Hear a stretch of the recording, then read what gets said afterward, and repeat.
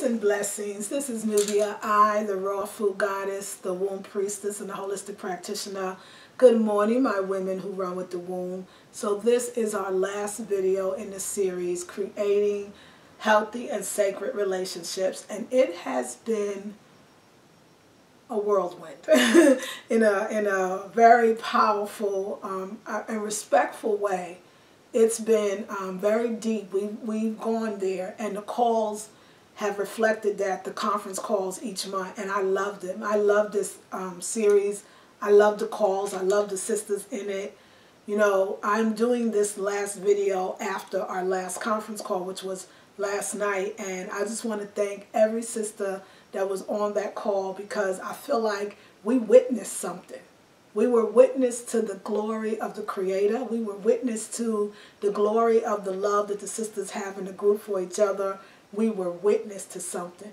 We were witness to deep healing. We were laying on of hands to our sisters. We was doing something. And so today I want to talk about that kind of idea of the laying on of hands. It's a very ancient African tradition that has traveled throughout the world, throughout the African diaspora, whether it's Latin America, whether it's the Caribbean, whether it's Europe, whether it's Africa, it's America, right, in the USA, North America, wherever it is, we have it. And I can remember the power of us as black women and our prayers and our healing abilities and our sending light, but in our laying on of hands. And yes, even virtually, we can lay on of hands. We can shed the light to others. We can heal. You know, they got all these Reiki healing and all these energy healing that are really, you know, being taught that's coming from Asia. But we as African women, women of African descent, are really the first healers of the world. And the laying on of hands, the sending energy through, you know, barriers. And there is no barriers when you're sending healing energy. It's something that we wrote the book on. And I want you to know that this week I want us to activate that ability to heal ourselves, but most importantly right now, this week, more specifically, to heal each other. And so I want you to practice laying on of hands to someone that's close to you. So let me tell you what I think, how it could look. First, you can ask for a volunteer. First, you want to ask the person, would they like to get a healing from you?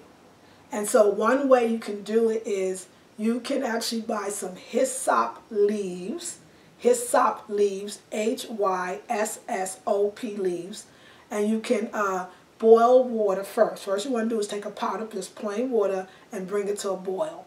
You want to then take the heat from the water, remove the pot from the water or the heat, and then put the hyssop leaves in. You can probably put a handful of the leaves, and you want it to seep or steep, if you will, overnight. And then the next day, you want to strain it, so you'll just have the liquid. And so that's the water that you're going to use to do your cleansing. You want to put the water in a beautiful bowl, and then you want to ask so you prepare for your client that's coming in. This is not for charging. This is absolutely a gift that you're giving, because you're activating your healing abilities, and you want to be able to do that. I had a sister do this for me and me for her, and it was wonderful. This is coming from, this particular healing and laying on of hands is coming from Sister Queen Afua. It's in her book Sacred Woman, and it's in the section called Sacred Healing. I'm going to definitely put my own spin on it, but so far this is something that she does, but I'm putting my own spin on it. So then what you want to do is, once you have your hyssop leaves, right? Your hyssop water, right, tea basically, you put it in a nice basin. You want to ask your client or your friend or your loved one to lay down flat on her back or her stomach, whichever makes her feel better. The back would actually be good. And so then what you want to do is take your hands and put them inside that bowl of hyssop and wash your hands clean. Then you want to gently dry your hands off, gently. And then you want to rub your hands vigorously together till, of course, you feel the warmth in your hands. And then you want to gently allow Spirit to guide you to areas in her body. You can either lay your hands physically on her body where you're touching skin to skin, or you can lay your hands close to her energy or his energy, and where you're just barely, you're not touching at all, but you're feeling. And then I want you to feel for areas in the person's body where there is more heat, or somewhere it seems very cold, or somewhere it seems like it's a lot of energy moving, or some areas where it seems like a lot of energy, there's no energy at all, okay? And so you want to put your hands over that. And what you want to do is, once you feel these areas that feel a little out of balance, you want to take your hands, you want to clean them again in the hyssop, you want to wipe them clean, damp them. Take the towel to take the excess liquid off, and you want to send some powerful healing light, and light of your choice. You may need more love in that area, so you can send pink light. It may be an ailment, so you want to send green healing light. It may need to be there's a spiritual blockage, so you want them to reach to their higher self, so you can send golden light, so gold or golden light. It may be they have issues around being with their mother, because what you're going to do is, once they lay on their back first, then they can lay on their stomach. And so, or you may go over their stomach area and notice some energy. A lot of times that's mother energy not being healed with your mother. So you want to use blue light to send to them. If it's a father issue, you want to use, there's a couple of ones you can use. Blue is good because blue is for Archangel Michael as well, but blue is also for Mama Aset. So blue is good for both male and female. But you can also use yellow too, because it's a divine intelligence, which is a masculine kind of Tahuti energy, which is a masculine energy. So you want to, and other than that, feel it. Sometimes people may have digestive issues. You can start to hear it when you're over their bodies. You want to send them that orange light to heal those digestive issues, because maybe they're having an inability to digest thoughts and ideas. And so after you're completely scanned their bodies and sent them the heat or energy or light to the body parts, then you want to clean your hands one more time, and then you want them just to sit there and allow them to feel the healing. And after you're done, after they sit for about 5 to 15 minutes, then you want them to be able to dialogue with them. Give them ask them to bring a journal if that makes them comfortable. If that's okay, they can write for maybe another 15 minutes, or 5 to 15 minutes. They can write and journal, and you've given somebody a healing. You can also teach somebody that you love, that you trust, that has great energy, to give you the same healing. Suggestions: you want to wear all white, so you want to be as pure as possible. White underwear. If you wear a bra, white bra. You want to wear all white. You want to cover your head also. You want to keep your energy and protect your own energy, because you're pulling a lot. You want to take a sea salt bath before you do it, and then a sea salt bath or sauna or something that releases toxins, or sitting in the sun after you do the healing. Why am I talking about this? Because in the end, why you all are really in this group is because you are all healers, and you all have tremendous healing abilities. And if we are not practicing how to give love, remember last night, this video is being done after our call from last night, and we know that we had a lot of issues, or we were dealing with the issues we may have towards black men.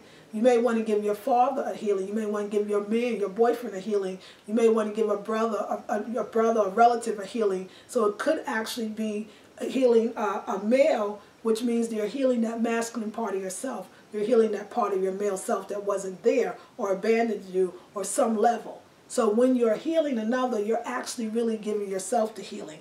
The reason why you can find the areas in the body that has blockages or weaknesses is because those are the very areas in your body that has blockages or weaknesses.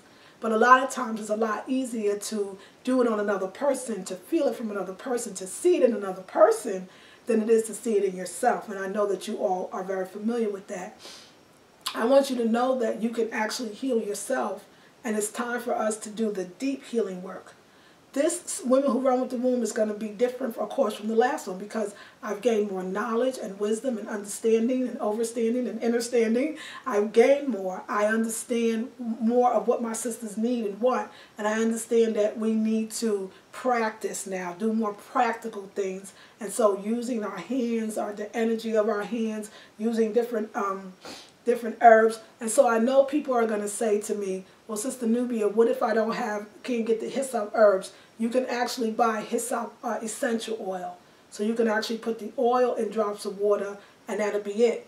You can actually just use water that you pray over, that you warm it up and use just plain water to pray over. You can actually put drops of fresh lemon juice in the water to clean and cleanse. You can use just a little bit of peppermint in the water for cleaning and cleansing. So there's other ways that you can do it. You can even just put lavender leaves inside the water or lavender oil for that clairvoyance so that you can be open up to reading the body and reading the blockages.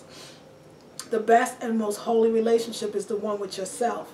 But what I've hoped that we've learned in this sacred relationship, creating healthy and sacred relationships, is I hope that we learn that we are the healers in our home and that it is our duty, it is our responsibility, and it is an honor to be able to take that place.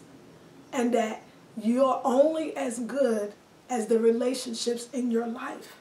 You're only as good a healer as you are to the good relationships in your life. If you are a healer but your own relationship is not that great, if your relationship with your mother and father is not that great, if your relationship with other women is not that great, then you're limiting your own self and your own healing abilities and your own chance to be a greater healer. We don't have to accept our mentors who are definitely still go through a lot and maybe haven't healed everything. We could say, wow, we're the next generation, so we're supposed to do a little better. And when we teach our daughters, they're going to do it a little better.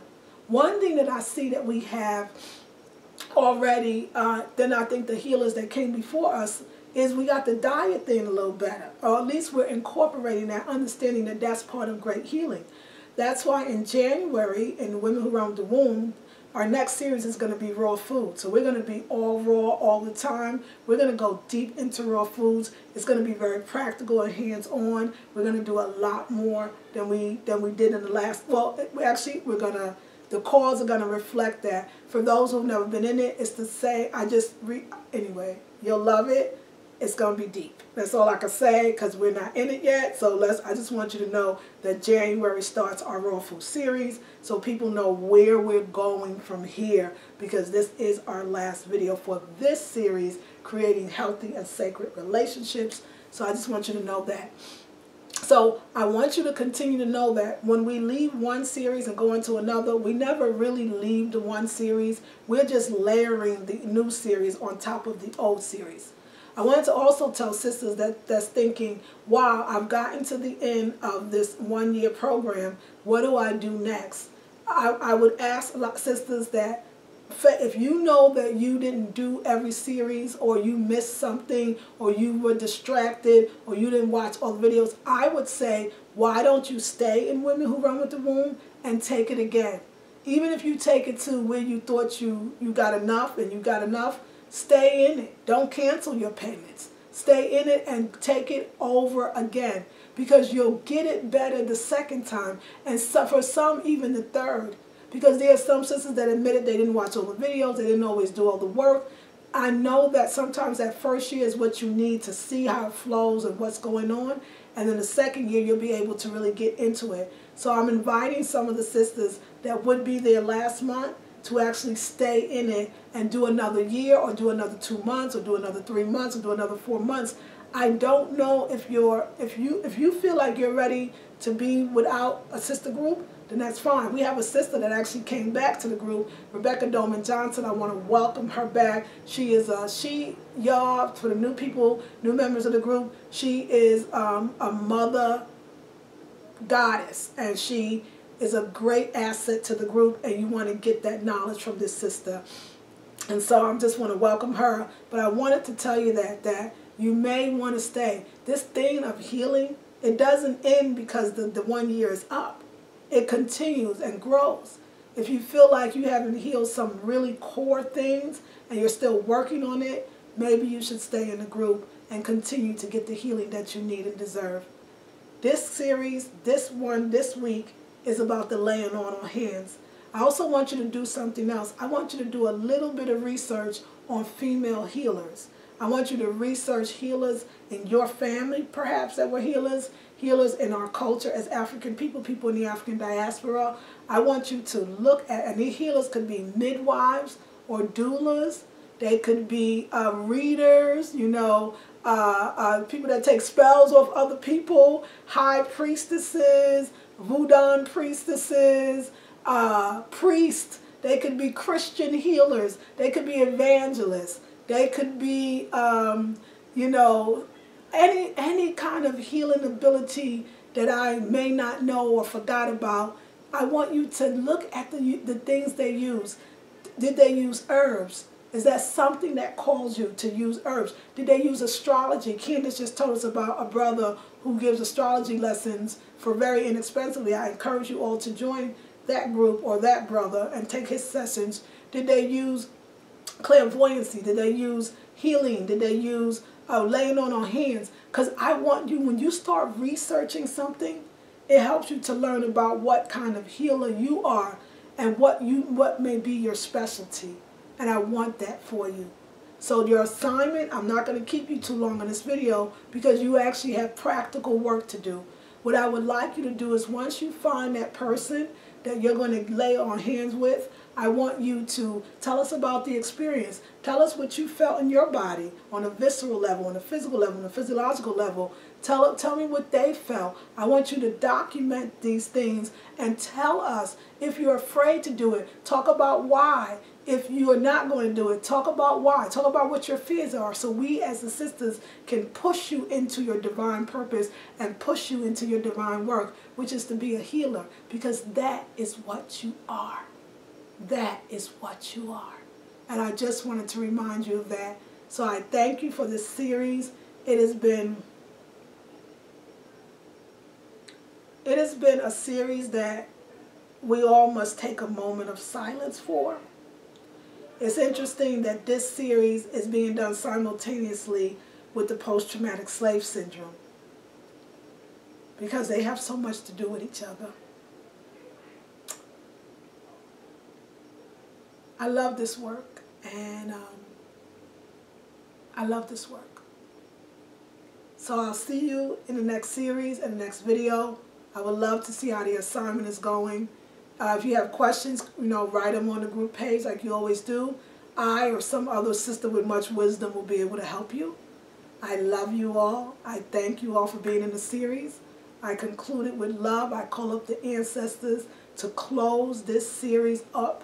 I call up the spirit of Harriet Tubman, Ashe, the spirit of Sojourner Truth, Ashe, the spirit of Ida B. Wells, Ashe, the spirit of Fannie Lou Hamer, Ashe, and all the women and all the healers and all the goddesses that came before and that will come after, Ashe.